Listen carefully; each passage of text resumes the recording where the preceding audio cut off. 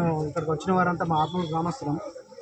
అయితే వరద కెనాలకు పై భాగంలో ఉన్నటువంటి ఆత్మకూరు గ్రామంలో గవర్నమెంట్ డిస్కరేజ్ ఏర్పాటు చేయడం వలన మా విలేజ్లో సాగునీరుకు కానీ త్రాగునీరుకు కానీ చాలా ఇబ్బంది అవుతున్నందున మాకు మా విలేజ్లో 12 నెలలు వచ్చినట్టు అసలు వాటరే ఉండేవి.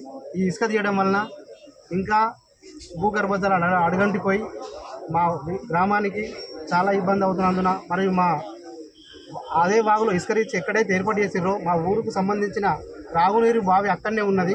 ఇసుక తీయడం వల్ల భూగర్భ జలాలు అడుగంటిపోయి మాకు చాలా ఇబ్బంది ఏర్పడుతున్నందున మేము ఇసుక రీచ్ని రద్దు చేయడానికి కొరకై ఆర్డీఓ గారిని ప్రభుత్వాన్ని వేడుకోవడానికి వచ్చినాం. కావున దయచేసి మా యందు దయతరచి ఇసుక రీచ్ను వెంటనే రద్దుపరచాలని మా గ్రామస్తులందరం కోరుకుంటున్నాం.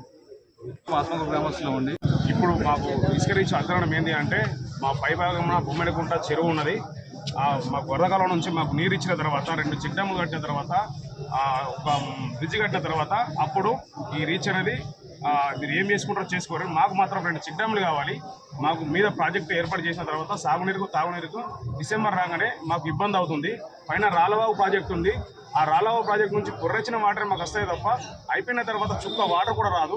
మాకు సాగునీటికి తాగునీటికి అన్నిటికీ ఇబ్బంది ఉంది. కాబట్టి ప్రజాప్రతినిధులు, ప్రభుత్వం కావచ్చు, అధికారులు కావచ్చు, మా అందరికీ సహకారం చేయాలని అందరికీ పేరు పేరున నమస్కారం. మాకు అందరినీ సహకారం ఇస్తేనే మంచిది. చెక్ డ్యాములు కట్టండి మాత్రం ఉసుక తీసుడు బంధు. చెక్ డ్యాములు కట్టి పురాగా తీసుకపోయిన అప్పటికి మేము అట్టమట్టాలి. కానీ ఎందుకంటే మా బతుకు కొరకు, పంటల కొరకు మేము బాగా బాధపడుతున్నాం. మా బాధను అర్థం చేసుకొని సహకారులంతా మాకు సహకారం చేయాలి. మేమందరం ఆత్మకూరు గ్రామస్తులో ఉండి ఆత్మకూరు గ్రామంలో పెద్దవాగులో ఇసుక రీచ్ ఏర్పాటు చేసింది ప్రభుత్వము. దానివల్ల మన ఆత్మకూరు గ్రామస్తులకు సమస్యలు తలెత్తుతున్నాయి. దాని చుట్టుపక్కల ఉన్న పంట పొలాలకు కానీ, మాకు తాగునీటి సమస్యకు కానీ ఇసుక రీచ్ వల్ల సమస్యలు ఎత్తుతున్నాయి. కాబట్టి ప్రభుత్వాన్ని కోరేది ఏంటంటే అక్కడి నుంచి ఇసుక రీచ్ రద్దు చేసి మా గ్రామస్తులను ఎలాంటి సమస్యలు లేకుండా చూడాలని ప్రభుత్వాన్ని కోరుతున్నాం.